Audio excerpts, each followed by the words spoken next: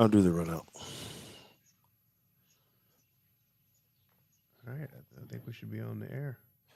Yes, sir. Yes, sir. Hey, thank y'all for being in real early. Nice that you guys are here, man. We got a good show tonight. Got special guests. We're gonna be talking about quarterback, all offense. Y'all know what's up, Cuts. Good to see you, man.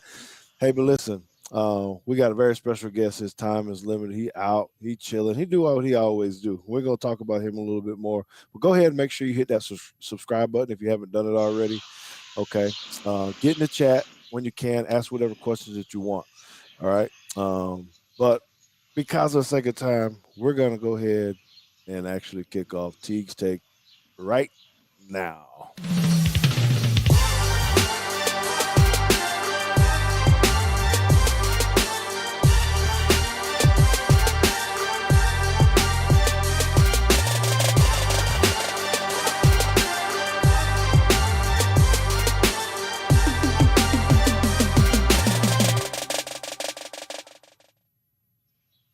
Hey man, thank y'all for. We're almost hit the 2,000 mark on the subscribers, so I'm gonna ask you guys again. Go ahead and make sure you guys hit that.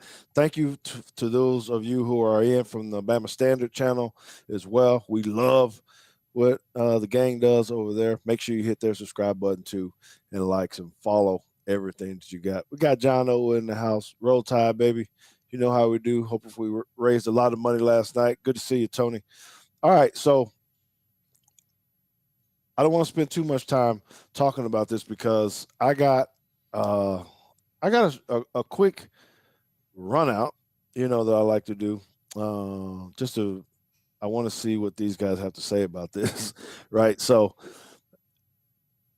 yesterday I was having a really good conversation with someone, and the question came up of who is the better coach. So how do you define what a good coach is? Oftentimes we hear someone say he's such a good coach, but what does that actually mean? So to me, a good coach can be described in many different ways, depending on the circumstances that they're actually coaching under. So, for example, you can be called a good coach if your team. Can you be called a good coach if your team hasn't won a game in 4 years? I would argue that you can, right? So, what if that person's team, if they lost by 50 points a game, but now they only lose by 7 points a game? Would you say that they're considered a good coach? So we got a school here in Texas called the Gainesville State School. This is a school made up of kids who unfortunately made some bad decisions and ended up was what's called a prison school, right? I got my air quotes up because I don't really like to say that. But these kids are trouble. They don't really get to practice a lot. They have awful uniforms. They got to go into lockdown. They don't get to practice, you know. But if the coaches lose, does that mean he's disqualified as a good coach? So just because a coach has an impeccable record also doesn't mean he's a good coach, in my mind. His or her team may be loaded with talent. Uh, so the question came to me last night: is DeBoer better than Sark? And they were kind of talking about, well, Sark is in the SEC and DeBoer wasn't, but then you got to think about DeBoer and where he came from. And look, he took Washington into um, a final with some people that some might say were a little bit less talented than what you see in the SEC. So all I'm saying is don't judge people right on wins and losses.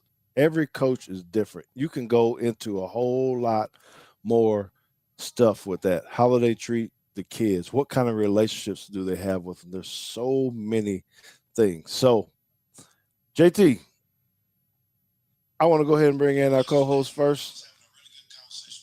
Uh All oh. right. Do you what do you think about that? How do you define a good coach, man? When you say I think it's pretty simple to me. A good coach is somebody who's a good teacher. no, no, no, JT first. For a second. Oh, okay. Oh, no, I think a good coach is somebody who's a good teacher, um, and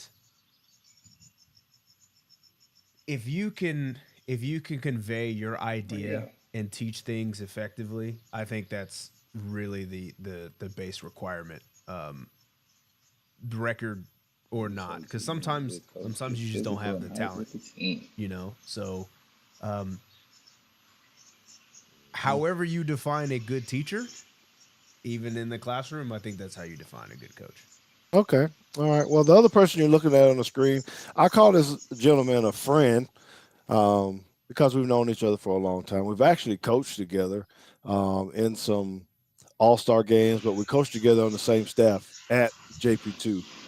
JT's been there with us, so I'm honored to have this gentleman on. His name is Seneca Wallace. He actually currently coaches at Rock Hill High School.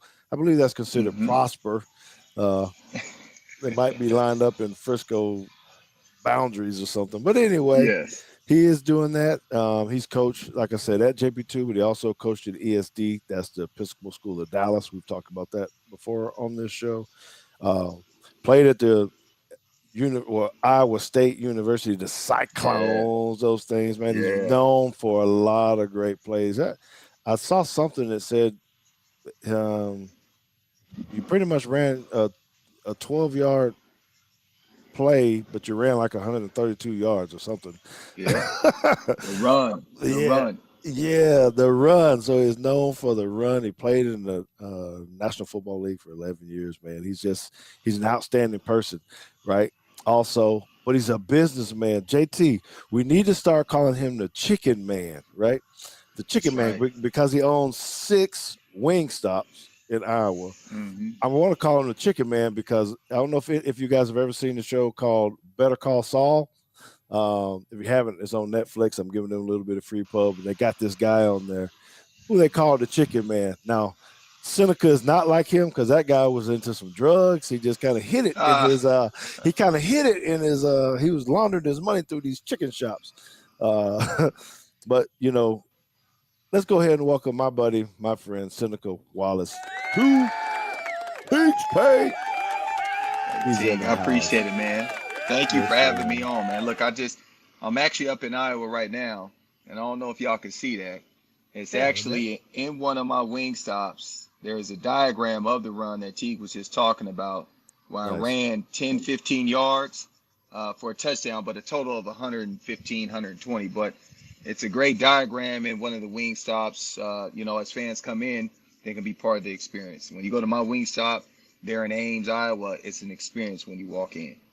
Man, that's awesome. That's awesome. So it's pretty cool. JT, so he got some hookups with Wingstop around here. Yeah, well, there's got to be some I stuff. was always mad at him because Wingstop wasn't there when I was in college. You know what? I wish I could. Everybody always asks me that, Teague, about, hey, man, I know you got some hookups, but they're all franchise owned, individually owned. So, even for me to go walk into somebody else's restaurant, I'm still paying full ticket price, getting my family pack for $25.99. But for me, obviously coming up here to Iowa, I usually partake in getting a couple of free meals, but I usually like to put the money back in the pot and into the business. Yes, sir. Yes, sir. He's good like that. One thing I did mention that he does train quarterbacks, so I need to make sure you know that as well. Outside of the coaching playing, he's still continually training quarterbacks right now. It's called the Stunner QB Academy. Stunner QB Academy. So tell us a little bit about that first. Or, how do you get the guys? How do people find you? Where do you train them at? All this kind of stuff. Absolutely, man. Well, so I started on this journey about my retirement in 2014. My first client is at Southern Utah. So I'm very proud of that. And you're going to hear kids in the background. They're outside now, as usually, like a magnet. But yeah, so I started that, and then I came up with this concept of stunner because obviously me being from California is part of the lingo, and it's someone who obviously is we live in this culture right now as far as clothes, and we're watching games and pre-games, and when guys are walking in with these outlandish outfits and chains, they coming in and they're feeling good. The old saying like Dion used to say. And for me, my quarterbacks, we always want to be, train my kids to be above and beyond the competition, for them to feel confident in what they're doing. So when I'm coaching them on every aspect of the game, how to walk football, quarterbacking, how to speak it, how to be in the classroom, your attire, all those different things. And that's kind of how I came up with Stunner. It's one of the lingos on the West Coast that a lot of people know about. And that's where I'm from, and I love to carry that on. And hopefully, you just don't hear my son yelling in the background. So um, we'll carry on. Yes, sir. Well, I would say that you, sir, qualify as what we would call a good coach, basically, because of what you Appreciate it. said, and I've seen that in action. Okay, man. So, do you want to go ahead and dive into some film, man? Everybody's excited about being able to talk about quarterback play, what that means. Hmm. So, we have some clips that we want you to give us your expert um, Absolutely. advice My on or analysis. Let's do it. opinion, your analysis. So Hmm. we're going to be showing Jalen Milroe clips, everybody. This is from last year. Let me preface that. We are wanting to teach you guys about this position, but maybe see how or what he may can improve on with this new system Hmm. with Coach DeBoer as well. So we do have some uh, shorter throws, intermediate throws, deep throws, but we really want to hear from uh, Coach Wallace and Hmm. talk about this. So this first clip is I hate looking at this Michigan film because we should have beat their butts, but whatever. So first, this is one of the shorter throws. Now, a lot of people have criticized Jalen Milroe for his lack of accuracy in short Hmm. throws. So I Hmm. want to ask you about that before we even get into play. Should it be easier to throw shorter than it is on a deep ball, or when it comes to being accuracy, or what do you think? Yeah, well, I mean, obviously, I think people on the outside, not really understanding the game, they're going to automatically think that it's a lot easier to hit your short and your intermediate throws than your long throws. But sometimes I use Tim Tebow as an example, and he was one of those guys that wasn't a really prolific. He was a great quarterback, college quarterback. But obviously, one of the things that for a quarterback you must do is be able to hit the short stuff as well. The deep stuff is going to come. So you want to take what the defense gives you. But at the same time, there's so much technique that is involved to hit a lot of the shorter throws. And a lot of it comes from your balance, it comes from your base, it comes from your footwork and being efficient. And obviously, as we're going to watch some of these breakdowns, we're going to see maybe some inefficiencies with his feet work, with his footwork. And that sometimes is going to lead to errant passes, inaccurate passes, passes behind. The ball placement is always going to be there. But it all starts with your feet. And, there's guys that can get away with it who are more comfortable throwing the long ball. Because a lot of times, too, in this era of football with RPOs, you got to be able to grip it and rip it. And sometimes a lot of people struggle with that. Hand size plays a key factor in that. How you hold the rock. Over the last couple of years, you had to start getting used to throwing the football without the laces. And so a lot of this stuff comes into play. And then when a quarterback can't really process that information as quick as they need to get the ball out, sometimes it comes with errant passes. You got to think about it. It takes a little bit longer for those deeper route concepts to develop. And sometimes those quarterbacks are a lot comfortable with that. Okay, all right. So let's show this one. This is going to be a shorter route, so we're going to be looking get some motion. Maybe we talk about that a little bit. But he drops back short. What would you call that? A three-step drop, two-step drop? What do you call? When you're in gun, it's a Well, I little mean, bit different. it's a little rocker step. So a lot of times the technique and the way I tell my kids, especially when I'm coaching them, is your step and where I coach is always going to be started from a base. It started from under center. I mean, that's the way the football gods, Bill Walsh and those guys started the game of football, and way, way back when. And so you take and apply what you teach from under center. It may me being a three-step drop. When you take and you go back them up in the shotgun, now you got to go into quick game footwork. So a lot of people teach popping the hips, popping your feet. I teach a drift technique, which you similar to what you see with Dak Prescott and what they're doing, and that's what I was taught by Mike McCarthy when I got to Green Bay. We didn't do a lot of quick game stuff out of shotgun when I was in Seattle. We were typically under center. And so with a lot of the quick game stuff, when you're in shotgun, it's a little bit different because it's not taught from under center. It's either three-step game or it's five-step game when you're under center. And so the techniques is a lot different. And that's why you see a lot of guys kind of struggle and coaches can't really coach it to understand how to get a kid to be in a base position as quickly as he can to be able to deliver an accurate football. And now Okay. this clip that's on here right now, I can't see it. Can you get it up on the screen? I know it's the one you're Oh, talking about with Michigan. Oh, yeah. you're not able to. Can we get up on the screen, JT? Oh, yeah. I see it. I don't know why you don't see it. Yeah. While he's working, try to see about that because I wanted to ask you about this drift technique Mm-hmm. versus I don't know what the other thing you said. Drift. That means you're moving yourself towards the throw. Well, yeah, What does that mean? yeah. Well, when I say drift, I like to use it as an analogy. Like, if you remember when Ray Lewis had his little intro when he came out, and it was one of the coldest intros of all time. Yep. And he used to do that little slide technique to one side and then Mm-hmm. bring it back. So that's pretty much if you're seeing that when you watch the quick game stuff and you're seeing a lot of teams do it, that's what I call the drift technique. You're kind of slow playing your drop. You're not really crossing over, but what you're doing is you're popping and getting into a base position to fire the football, to get the ball out. So you're transferring your weight to that back hip. And so you're being balanced and you're quicker. So you're not really taking a drop. I'm just catching the ball, popping my hips and settling and being ready for the stick, the drag, the slant, or whatever quick game stuff that you're working through the concept. Okay. All right. Good. Let's know. Let JT know if you can see what's on the screen or not. I don't know if anybody else is having trouble seeing it. Raise your hand if you're. Yeah, because it was up There's earlier, and yours. then when we lost him, uh, can they see it? Yeah, it should be up on the And screen hopefully here. it's It's not just a me. matter of can I'm you trying to go back to what you sent me, JT. If you're having problems, you can send it over to me, okay, can you and I hear can me? watch it and walk through it too on my. I got my phone here. I don't know. That's how Can you? technology works nowadays. Hey, can you hear JT? Seneca? I That's don't Can all I I hear. hear JT? I I don't cannot. oh okay. Well, When we lost him a minute ago, I can't hear anybody. Just me and you right now. Oh, okay. oh All Lord. right. Okay. All right. Um. Cowboys One second. Cave said he could see it. Yeah. No, it's up on the screen. I don't know Is it? what that is. Yeah. I don't. Hold on. Let me see if for whatever reason I had it up.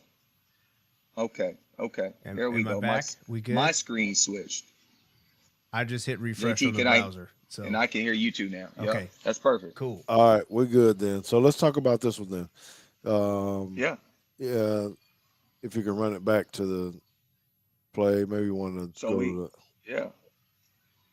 So right now we're looking at the Rose Bowl clip, right? Yes. yes. Yeah, I'll get to the end zone Yep. angle. Perfect. And JT, this is perfect. So right now, if you stop it, pause it. So if you notice his base position, and he's in like a what we call a pre-fall step alignment. He has his right foot forward, his left foot is back, right at his heels. So all he's going to do, when I call the drift technique, all he's doing is pop it and open it up to a throw inside. So what he's going to do is he's going to place, calmly step back with his right foot, and now he's in a base throwing position for a right-handed quarterback. Now what he's reading is obviously if I have a stick route with a goal on the outside, flat defender outside backer doesn't push, I'm throwing my stick route right now as soon as I sink. So JT, can you run it back one more time for me? Yes, sir. And you can go to the wide angle too. I like to see it from the Okay. wide. All right, so with my motion, right now they bumped. If you see, he just popped his hips, he sinks, there's no flat defender or no presence. So now my quick game, my stick, which is a very normal route concept that a lot of people run, depending on down and distance, I'm taking my stick right now. So all he did was open up, sink on that back foot, through an easy completion for 5-6 yards that turned up the field and got him probably the first down on this play. So stick. JT didn't really draw that up, but basically, for you guys, it's that quick out by the which happens to be a Mm-hmm. tight end here, By depending your on what H back. yeah which lingo you use. Um. Yep. So that's good. So you think that's a positive deal? And he was. That's a positive play. And Uh, for any young quarterback, obviously, too, not to cut you off, Teague. I mean, that's a first and 10 play, a confidence booster to get him in rhythm. You push the motion to trip, see if they bump, which they did. Now he might have had something working to that 3-by-1 set, but his eyes went back because there was no flat defender and took my easy completion. all Yeah, right. But he all got this is 10. all predicated Unfortunately, off of speed. it was third and or it was second and 20 at the time. So that's a little Second and unfortunate. right, and they were playing soft right. Yeah, they don't bring it. Okay. Well, let's go to the next one. I think we got this is another short one where I think he actually throws another hitch There it is again, right? up to the top. I don't think we have an end zone copy on this one. So, uh, footwork and eyes. Talk to us a little bit about when you got short throws. Do you care where your eyes go? Are you trying to hold people or You're not really really? not. I mean, on these short throws, What what is you're it? looking for is obviously your pre-snap alignment.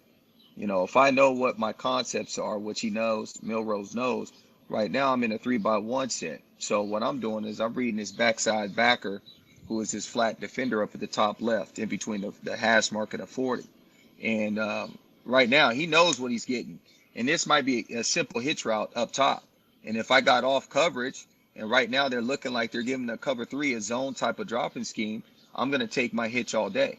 And with a young quarterback, again, I hate to always sit here and say that, you need to give him confident plays. You got to give him plays where he can get the ball out of his hand, where he's not holding on to it, or where he's not making a bunch of reads. Just make the game simple and let him build off of that with confidence. And as long as his footwork is easy and he looks comfortable here in his drop, he should throw an easy completion. Even if that flat defender buzzes because he doesn't have to work and he gets underneath that hitch route, he still should be able to beat him with the ball.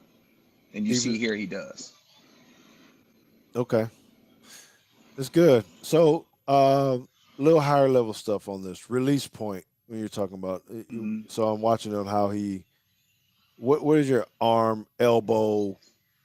He's very high. Going If you through. pause it right there, JT, that's perfect. So let's talk about the base. The base is very, very important.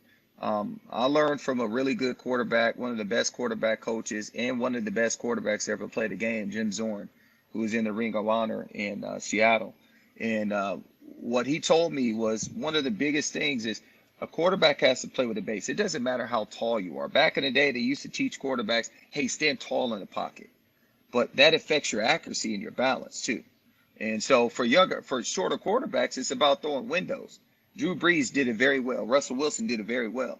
If you see Milroe's here, he gets high on his front leg. So if you really see him, most of his throws that I guarantee that he misses are high because he gets high up on his front leg. He has to play with a better base with his front leg, with his transfer leg. His drive leg is good, but if you see here, if you fast forward a little bit, JT, he gets really high on his release. And see how he locks that front leg out? You don't want to do that. You want to stay as base as you can. Everything about football is about playing with leverage, right? Low man wins or having good knee bend and a good base. And also for a quarterback, it's good for when he has to escape the pocket too. Because the first thing he's going to do is bring your back down, and now he's going to turn into an athlete. But for anybody listening, for my quarterbacks, I always want to tell them, I want to turn you into a quarterback first, athlete second. And this is where he's going through that process right now. And I'm sure we'll see a huge jump in his second year of his career at All right. Alabama. Okay. Sweet. All right. Let's go to the next one. I think this one should be a little bit deeper It's throw. Auburn. Enemy. Mm-hmm. Yeah. Um. Okay. So now you got people around your feet too. Yeah, you got some uh. dirty throws happening. All right. Explain what that means when you say dirty throws, just for people So for me, don't I, I, know. I say dirty throws are when the pocket, when you got to really get dirty and you got to really rely on your technique. The first two clips, what we saw, is very easy in the sense of when you're starting to play quarterback, that's what you want to do, especially in this new age of football. I don't need a catch. I'm going to give him a slant. I'm going to give him a hitch. I'm going to give him a stick. Now your technique is applied here because now he has to go through a progression and he has to move his feet because things are getting a little messy around him. The pocket is starting to collapse. So as you see here, he's probably getting back to his second read in his progression, maybe his third on the backside. So if JT, could you go back to the beginning for me? Yep. There you go. So let's start first with what his drop is, right? Let's start there, and it will tell us exactly if the ball was supposed to come out now. You can let it go.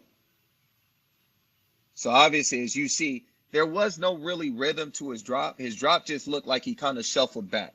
So to me, it tells me he might have not really knew where he was going to go with the ball pre-snap. And now he's like, all right, my timing is off, my rhythm is off, maybe misread this, and now I'm going to move back to my second or my third read. And now I'm gonna move and try to manipulate the pocket a little bit, buy a little bit of time, and now I'm gonna hit this dig, this big in cut on the backside. Look like it's around 18 to 20. You can let it play. And Oh, there's the big hole right there. Which is a fantastic play for him. And they end up picking up 35, 40 yards on the play. Do you have the so we'll look here. His eyes are going to go left with the motion. And you see how he kind of shuffled? There was really no rhythm and no time into his drop. So for me, that just tells me he might have not been so comfortable on maybe this route concept or this play because you would have been a more conventional drop, maybe a three-step game. I don't know if Alabama taught him that last year. A lot of people have been going to the backpedal concept, but for me, I'm taking a three-step drop. I'm getting off of that read, whatever I had, to the strong side, to this trip side, and I'm coming back to the dig on the backside, which he did.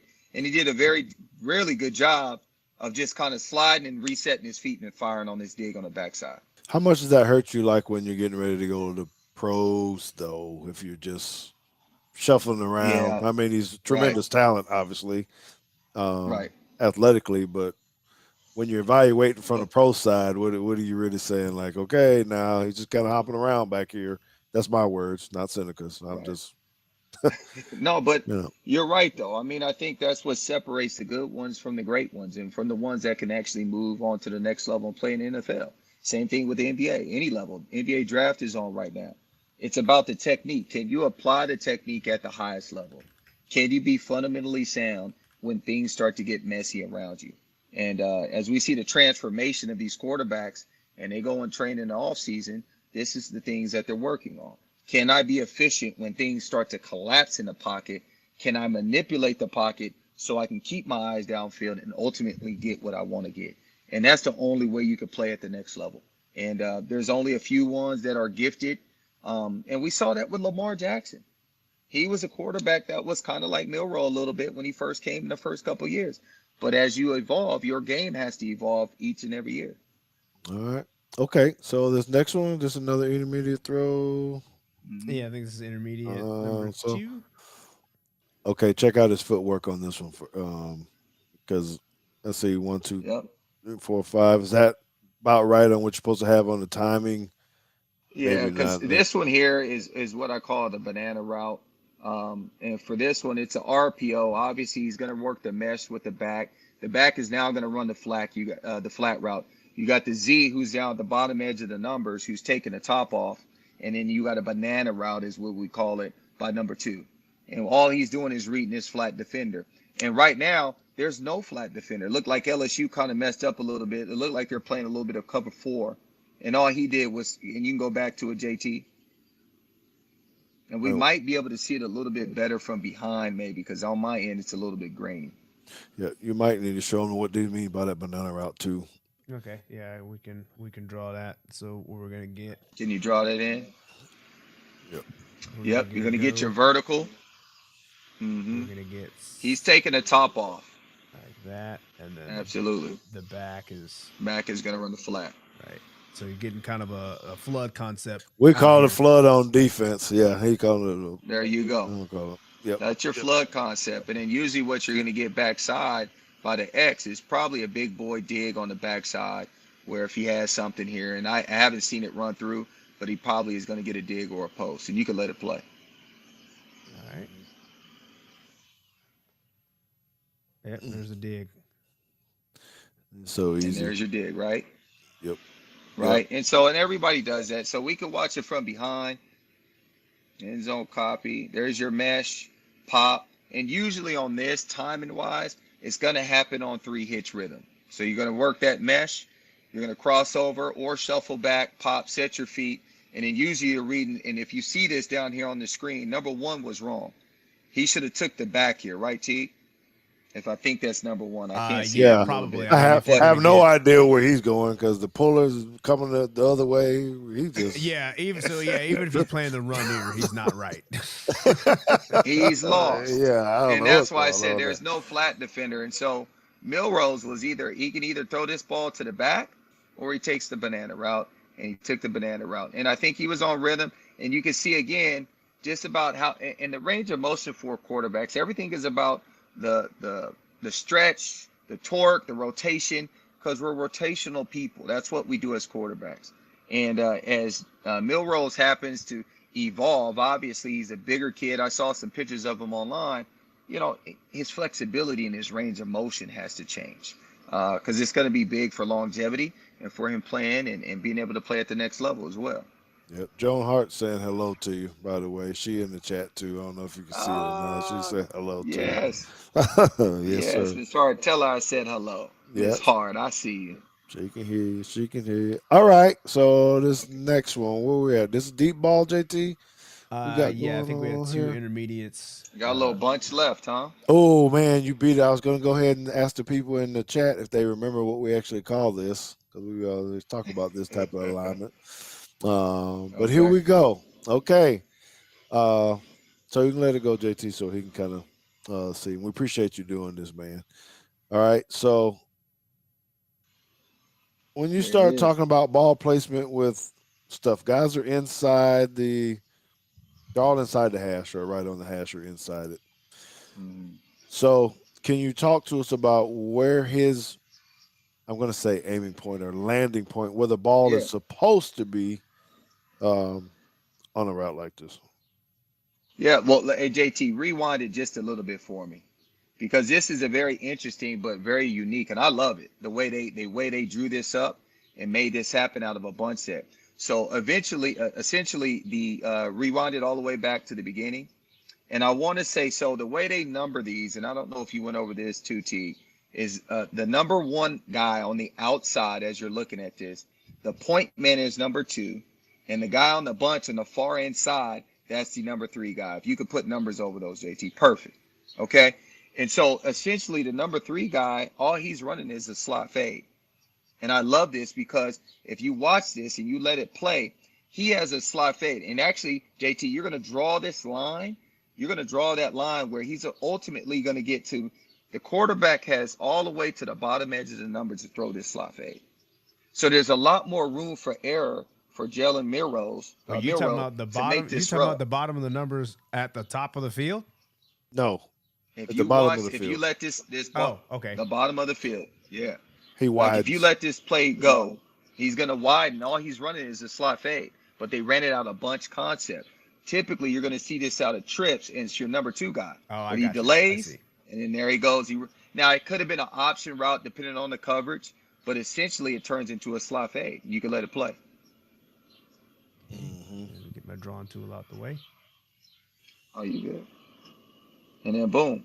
Now he has all that room, and there's a lot more room for error for him to not have to throw your conventional just go ball where he's at the bottom edge of the numbers. We all know you're going to leave the quarterback about four yards from the sideline so he can drop it over the shoulder. And I teach my kids, don't try to fade the ball over his shoulder. Throw the ball up the field because for right-handed quarterbacks, the ball is going to naturally fade anyway. Throw the ball up the field. Don't try to fade them because those balls are typically really tough for receivers to adjust to. The good ones can do it, but even so, if you throw the ball up the field, this might be a catch and run for a touchdown, depending on where he puts the ball. Hmm. Okay, so what do you do when you got people in your face like this and you're trying to throw the deep ball? So he can't really step into Step this. into it. Right. I'm saying this, and I'm trying to get you to Right. help us understand the mindset of the quarterback. Of now, you see quarterback hands hitting helmets, people Oh around yeah. your feet. He's got to throw the ball up. I don't even know if he can see right here or not. You But know, it, so but you know what's crazy? That's a great question. But as a quarterback, if you go back to the wide for me, JT, please. So as we look at this right now, Milrose knows where he's going with the ball. He literally knows. He's done his homework in the week, watching the scout report, watching film. I know where I'm going to with this ball. I'm going to number three. They gave me the look that we saw in practice. All I need to do is hang in there, look down the barrel of the gun in a constant in the meaning of you have the pass rush coming. And I know I have a home run. I just have to sit in there and let him work. And it could have been an option route. It could have been design slot fade by the number three guy. All he needs to do is just plant and hold in there for a count and let him work. And usually in those situations, quarterbacks are going to be successful. And it's part of it. Sometimes you're going to have to hang in there and you're going to take a lick, but the outcome is for a big play down the field for 45 yards. So for him to be able to hang in there, These are the things that the scouts are going to want to see, because a lot of it in the National Football League, a lot of your throws are not going to be sitting in the pocket, whereas in Alabama, they have 5-star recruits all across the board. When you go Great, to the great next question. level, I'm sorry. what's that? That was a good question right here. I thought this was good. Cussball Jones says so. Basically, does he throw Yeah, with maybe not seeing everything? correct. And that's the thing. This is one of those throws where I know I'm looking at this safety. The safety's in the middle of the field. I know I have the space as a quarterback to throw. There's going to be a lot of blind throws. There's a lot of trust throws that happen at for a quarterback. And you just got to trust that your receiver is going to win. He's going to be at the spot where you're going to throw it. A bang eight, an Okie route, 10 to 12. And for this throw here, the safety was on the right hash. So he knows I got my guy. I just got to get him to win, buy a little time and throw it up, and hopefully he catches it. Because Okay. if you look at it and you go back, the safety, the weak safety, the strong safety was on the right hash Yeah, he's talking about the guy up there by the official up top by the ref, who's trying to by the hide, official. but he's got a Right, little third. Let me get a circle up there for the people. That guy. Yep. right. Yep. So who's running on the Okie? You got your corner who's playing off. They always press the point, like which they did in bunch. So he knows he has all this space for a slot fade. Yep, he drives on that. Now I have all this space. So his job is to hang in there and then look down the barrel of the gun and deliver the throw. All right. Okay. All right. We'll go to the next one. So I know we're time. Okay. So I think this might be. We're calling it Against Georgia.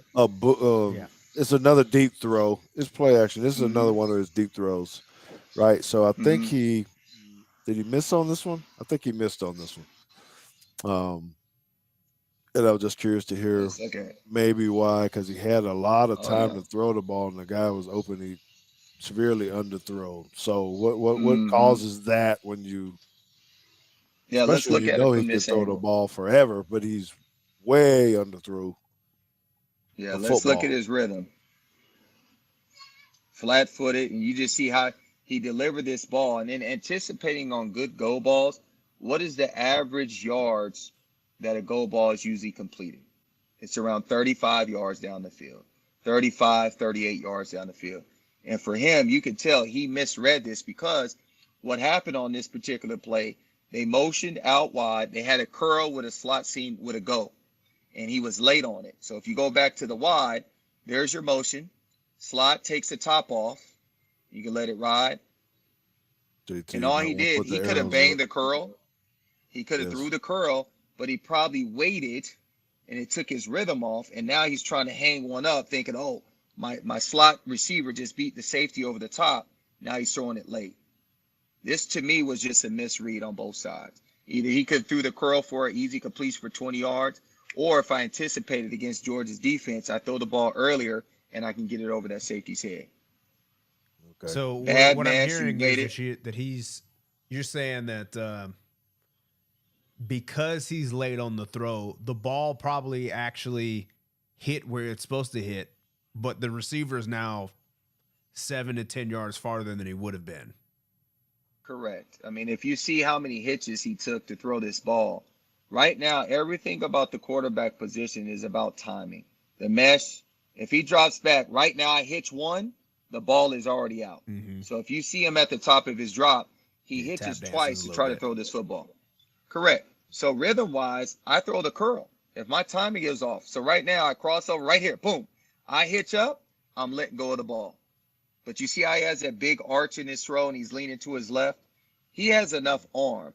But to me, this was just a misread where he just did not anticipate throwing this ball early enough. How you fix that when you talk about you said something about his arm because it looks like his technique is kind of like that. Are those things that you can kind of be coached out of even when you're this age, or is it just you Oh, just deal with it? absolutely. No, no, Okay. absolutely. You can be coached out of it. It's off season stuff. It's something that you're not going to try to fix in season.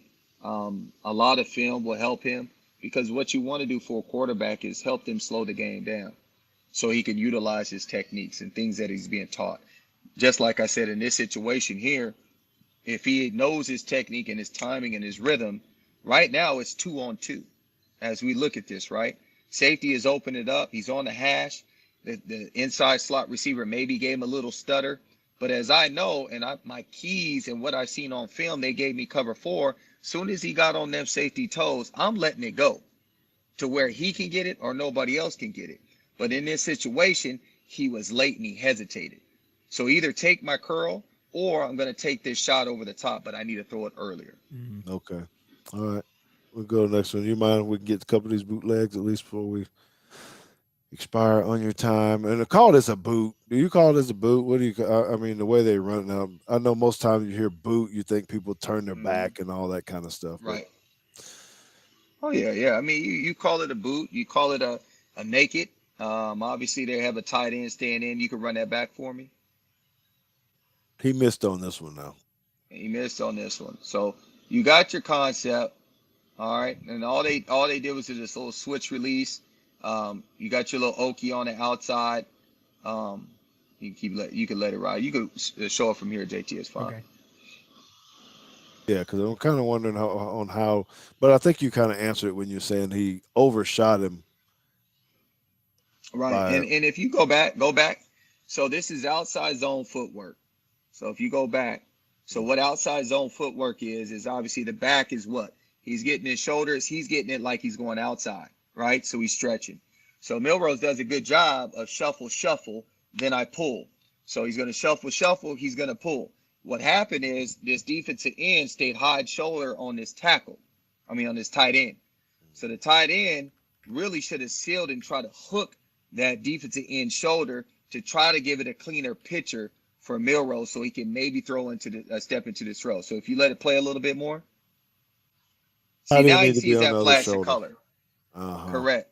And that's what hurt this play, because if that tight end would have stayed high shoulder and try to hook him, you always want to allow your athletes, if you can, to try to get outside containment. So he can either throw it or he can turn into an athlete and run it. But in this case, that tight end got beat. I think that really hurt this play. Now, as a quarterback, are you supposed to still hit it? Absolutely. It just makes for a tougher throw. I always teach my kids, if it's outside zone footwork, get your depth first for this reason. Get your depth as you come off the play fake so you can buy a little bit of time from the line of scrimmage or that scraping linebacker and being able to throw the ball. We're playing against a lot of speed across the board in college football nowadays. And everybody is an athlete. Everybody's grinding in the offseason, but this throw is one he can make if he has a cleaner picture. Should he? I'm asking this everybody, and I'm not trying to be critical of him.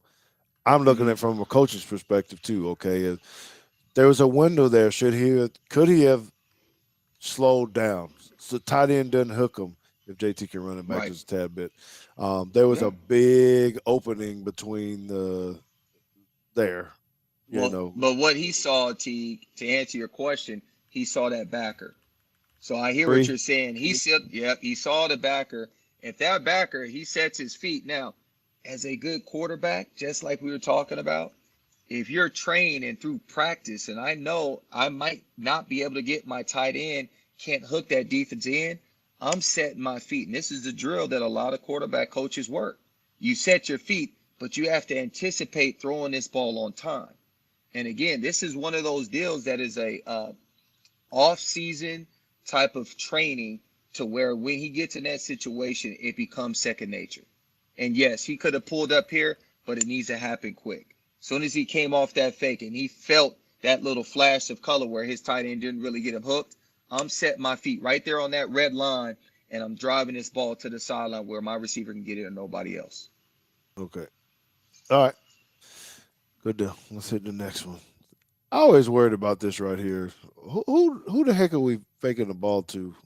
Well, this is a short yardage play, dog. This is something that if you turn on any Sunday football game, for the most part, you're going to see this play being ran probably by half of the league. This is a play we used to call Olivia Woody Cheetah when I was in Cleveland under Brian Daboll. Olivia Woody Cheetah. That was the code word when you were in hurry up or no huddle. This is what we call this play, Olivia Woody Cheetah. And you say, well, who is he faking to? What we're trying to do is draw and suck the linebackers up just a little bit and get them to hesitate. I guarantee if we look at the sticks, it's probably, I don't know, it's No, third it's and third something, or 10. It's 1st and 10. third and First and 10, 10. or first and 10. So maybe it might have happened out of a change of possession or hurry up. But this is Okay. one of those plays you're trying to get a little pick, an easy little dump, get him out on the edge, and have him throw the ball to usually, if you let it run, usually this ball goes to the back Right. and it turns into a flood concept. And there's the back. Mm-hmm. He out leverages the running back, and It's now got all to of a go sudden now. he gets it catch. Right. He didn't let the ball And he go. didn't throw this. And he right. So let's look at it So, from behind.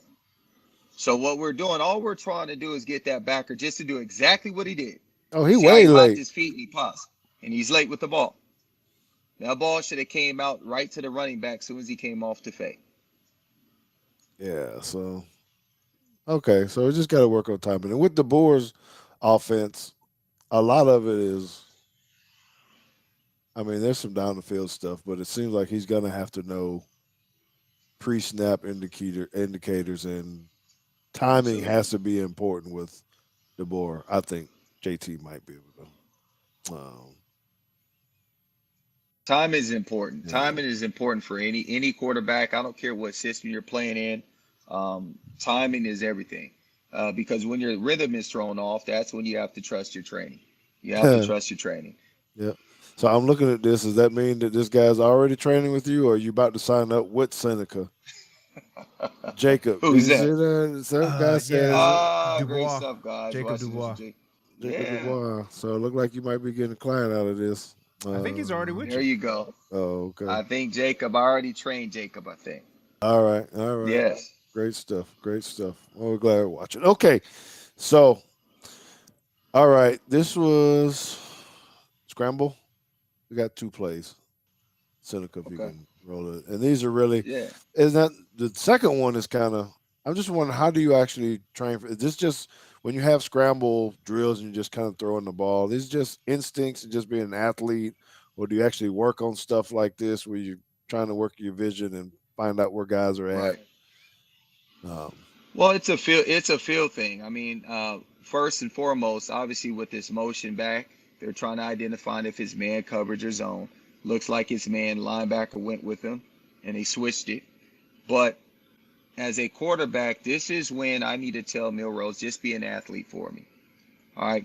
Once you get out in the pocket, that's where he's probably most comfortable. And I just need you to make plays. I mean, we saw it with Johnny Manziel, just a guy just making plays out on the edge. That's when he becomes very dynamic. And defenses, they hate it. And you know that as well, especially for D linemen. So when a quarterback is able to utilize his talent and get out on the edge and break the pocket, that's when we all are yelling, what? Plaster, plaster, plaster. But it's hard to plaster. It's always going to be on the offense's side of things where it's going to work out in their favor because it's hard for a DB to plaster. We don't know where the quarterback's at. That receiver is going to be able to make a move. You can't hold him. You're going to draw a holding call or whatever. And so it's usually works in the benefit of the offensive unit when you get into a scramble drill, and then it turns into big plays. When I was in Green Bay, the year that I was there in 2013, we had a film breakdown where most of Aaron Rodgers' touchdowns came off of broken plays in the red zone. Everything turned into a scramble drill. And almost 80% of our touchdowns came off of him working the scramble drill in the red zone. So scramble drill is very, very important. And for someone who's as elusive as him, this is one of his strong suits. all right. Okay. So then the last play will be the next one after this. And it still just baffles me how they even completed or how I even actually saw where where to throw the ball. Yeah, I know you're saying you're being an athlete, but look at this dude, man. I don't. I'm not asking Yeah, I for got any to see culture this one, points. but I just thought it was like, really? let me see it How from do you? behind, JT. I, And this is I didn't against know this LSU. running back. Yeah, he found the running back late. I think the running back actually exited Yeah, he out chipped to and then the got out. chip. Right, he's scrambling. He's somewhere, and he just got on the ball. Oh, I yeah. don't know. He I'm just changed saying the that's pretty. protection. That's him just being an athlete and making a play, man. I mean, that stuff right there, you can't make up, you can't draw up. That's just look. He did a fantastic job. He saw the pressure. He moved his back over to get the safety. Boom, he got him. He starts to break out, and the running back said, "Hey, I'm available for you." And he did a fantastic job keeping his eyes downfield. That's part of your growth as a quarterback, being able to maintain discipline in the pocket, protecting the football, and keeping your eyes down the field and dumping it off. So let's talk about this. Will be my last little piece, and JT, you can throw in something here because that was pretty much all the film, I believe. But I wanted to ask you about. You just brought up something with changing protection, right? And Hmm. how, at that level, how difficult can it be? Do some people make it dumb it down where maybe they're not changing, they're simple, or I don't know, Right, because that's communication, right? And that's some stuff that the right. coaches or QB's got to have some smarts. So how do you? Uh, It's hard, and I think honestly, I think at the level of college, and if you want to coach like Nick Saban said, all the great ones want to be coached hard, and you want to make sure that specifically for your quarterback, he knows every possibility that can happen, and sometimes it could be overload. You have to understand the aptitude and what your in the capacity of what your quarterback can retain, because everything is moving fast. Once you get up there and you get ready to snap the football, a lot of times they put it on the center to make a lot of protection calls. Um, but it's very, very important because if your quarterback can't identify at the line of scrimmage when a blitz is coming, to make a protection call, to know when he's going to be hot, all these things are very important. And if your quarterback can't do that, um, 80%, 90% of this game starts up here. We know he has all the physical tools. Now, as I'm evaluating him, I got to get him ready for the next level.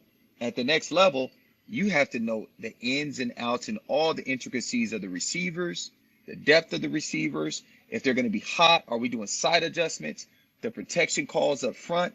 I got to be in tune with the right guard sometimes. I got to be in tune with the tackle. I definitely got to be in tune with the center and also with the back. And so if the quarterback does not have that, it's going to be very, very hard for him to transfer to play at the next level. And there's offensive coordinators that dumb it down to make it very simple for a quarterback in college. But if you want to do it right, you can't cheat the system, and you got to do it right. Man, that's awesome stuff, man.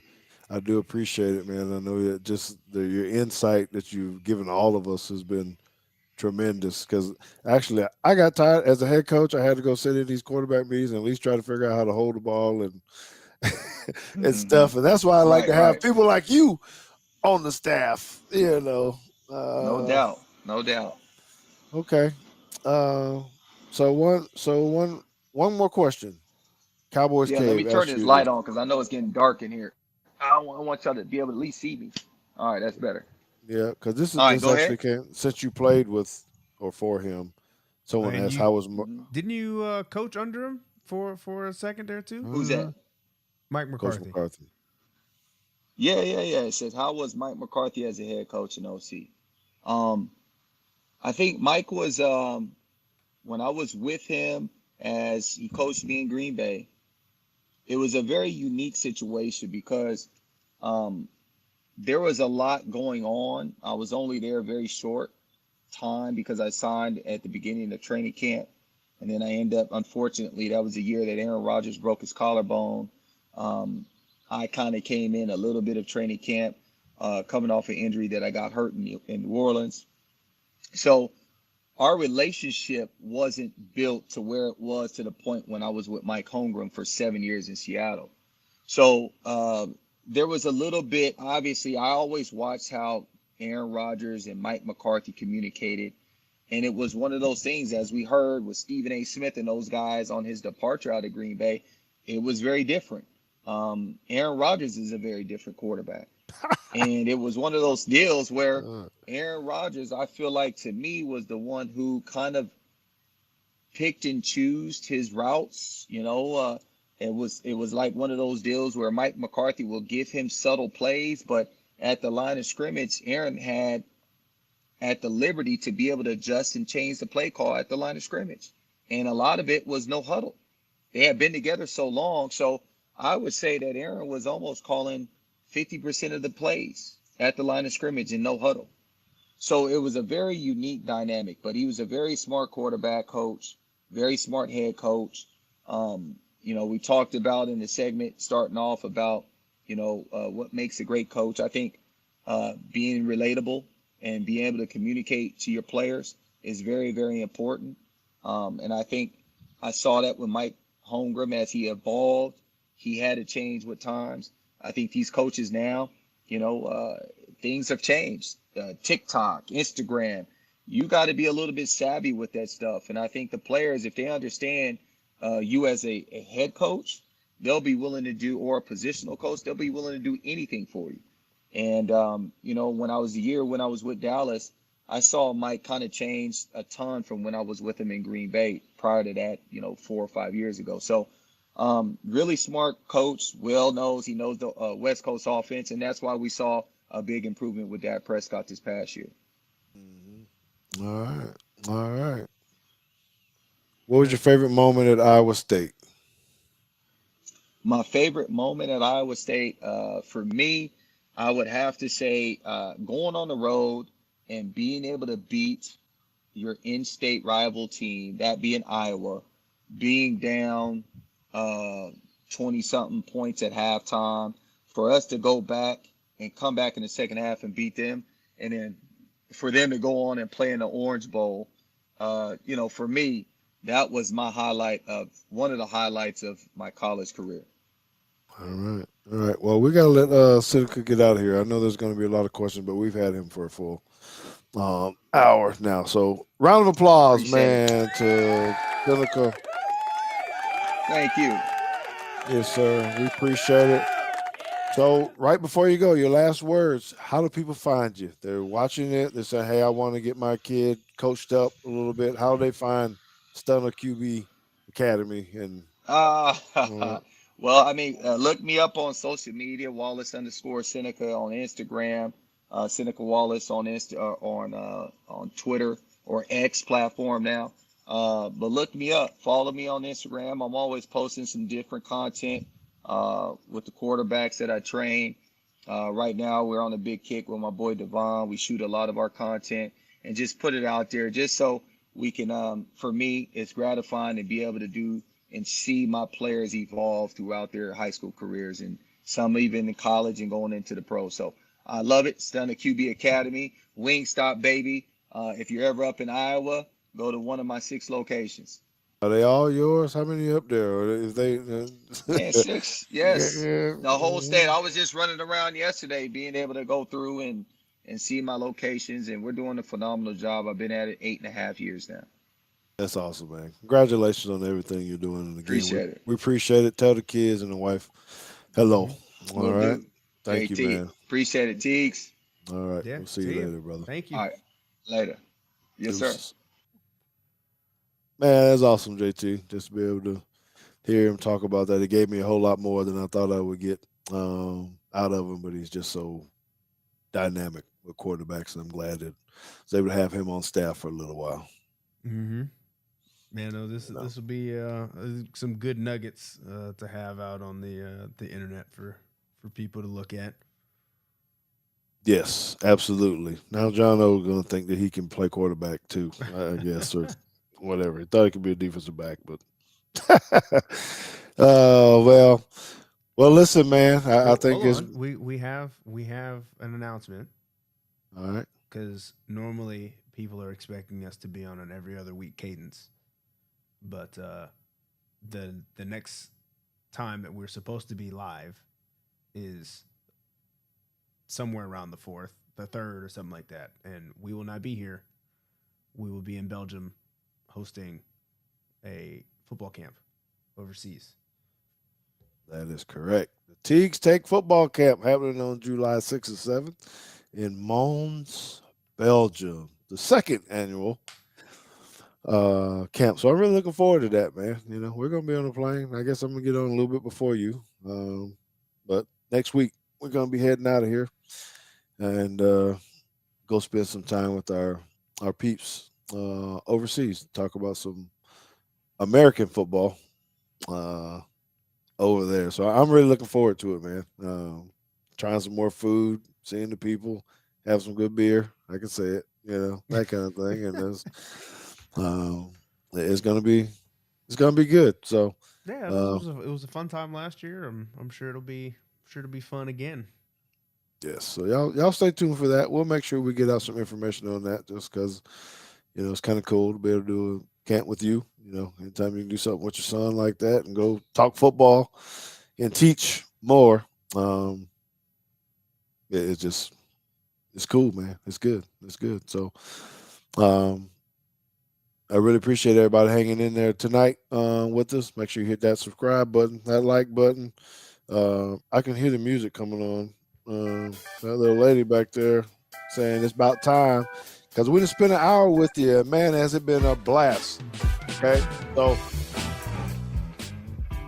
keep up to date with me on social media, and you know exactly when the next show's gonna be. Or just hit that little bell, bing, bing, bing, bing, then you know when it is. All right, we out of here. He's JT. I'm George Teague, and this has been a Teague Take. Deuces.